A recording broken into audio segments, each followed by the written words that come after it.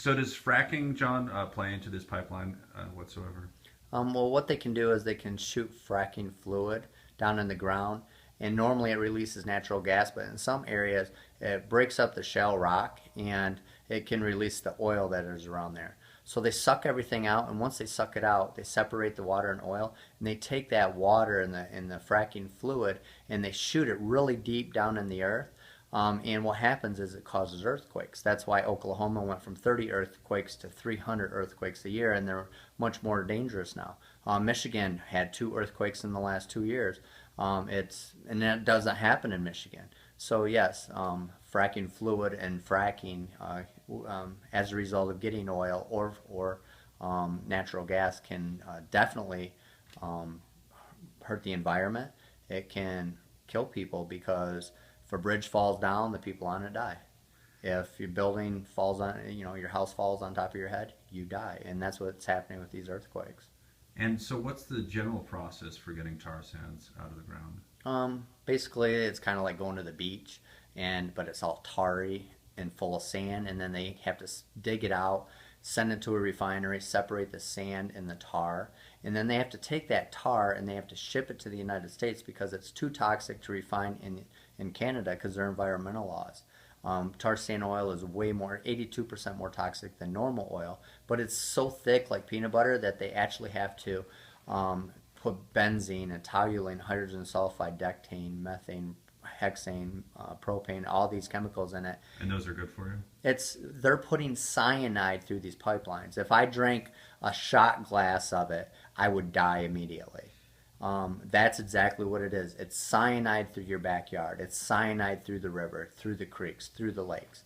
And if we said this is a cyanide pipeline, no one would want it. The whole country would say, hell no, that's not going through our water system. That's not going through our backyard.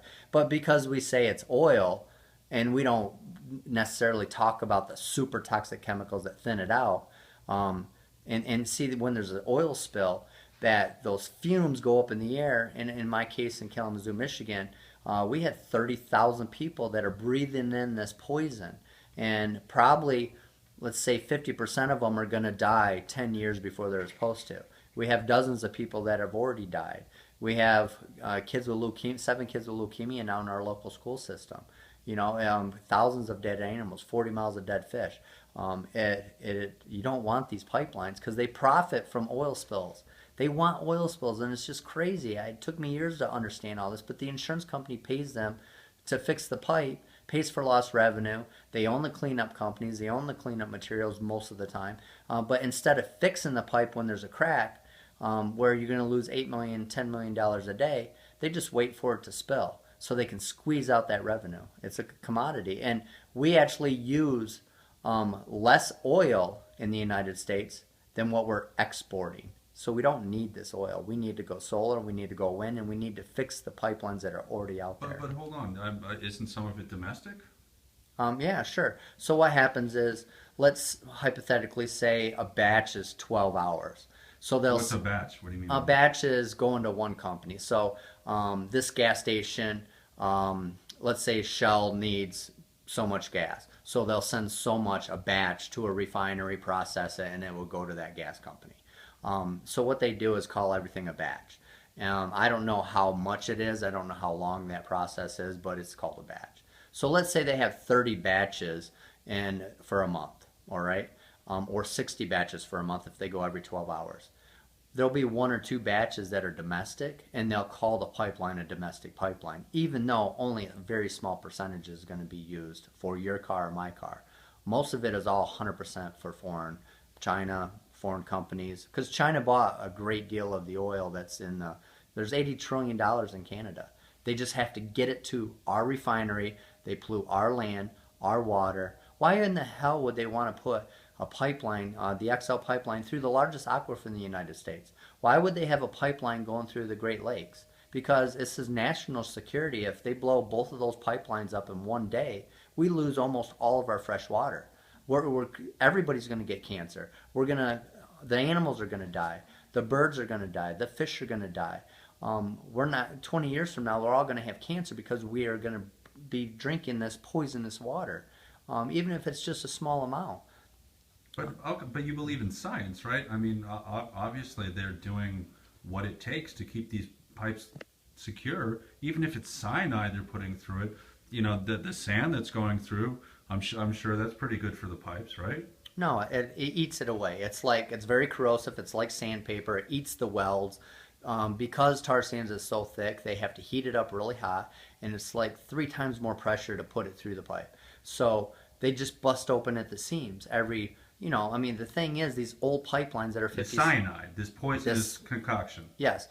And so the pipes that were made 50, 60 years ago were made for conventional oil. They weren't made for tar sands. And they're having tar sands going through them. That's why there's been 800 spills just from Enbridge. We're talking about one company, 800 spills in the last 10 years.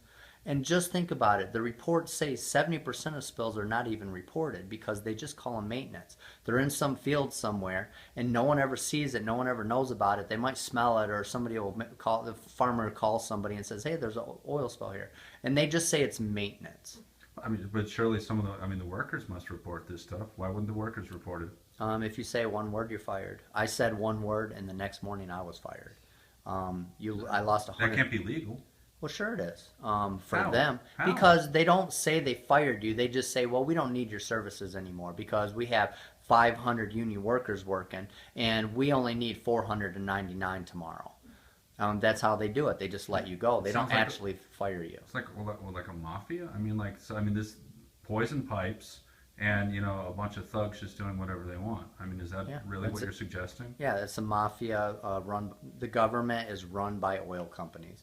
The politicians, the senators, congressmen are bought off with all these, high-paying dinners. We don't even know how much money they get under the table.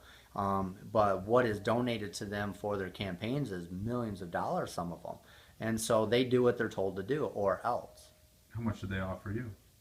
Well, if I would have shut my mouth, I can't really say how much they offered me because I signed a contract. But I refused to sign it when it came to actually having a gag order. I did not accept any money from Enbridge. I do not have a gag order, and I can say anything I want. If I would have shut my mouth for 2 years and let them just basically just do what they were going to do and clean up what they said they were going to do, sign off on all the areas, and they were 100% gone, the law says when I reported the cover-up and they came back to clean it up that I would get 10% of the $600 million approximately that actually costed them to clean it up. So I would be very rich. But then people would have died, and it would have been on my conscience. I would have went to hell, and my kids and grandkids would have had to live,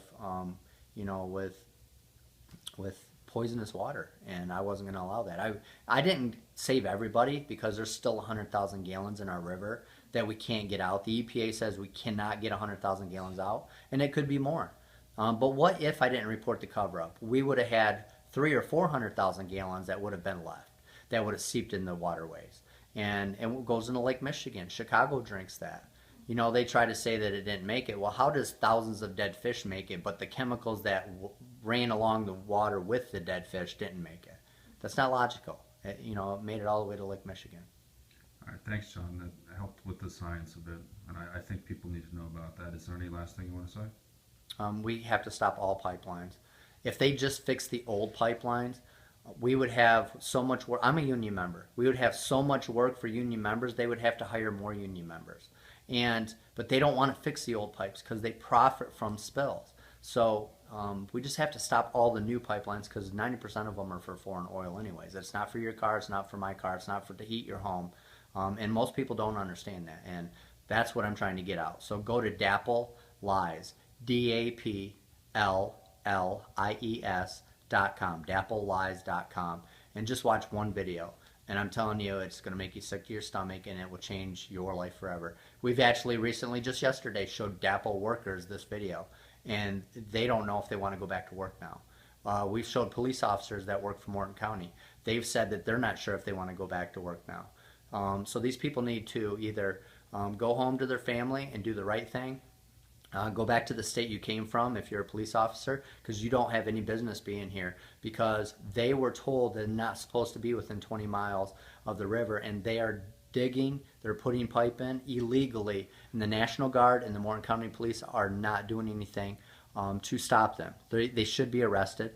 And what are they doing? They're shooting rubber bullets at innocent people that are praying, mace, percussion grenades that are blowing girls' arms off. It's disgusting. I got soaked. I was out there 5 foot from the barbed wire getting soaked with a fire hose at 20-degree weather just because I have a press pass and a camera. So I'm pissed off about that. But, you know, exposing the truth with video proof is what I've been doing for 6 years now, and I'm not done. And I'm going to make sure some of these guys are put in prison. I promise you that.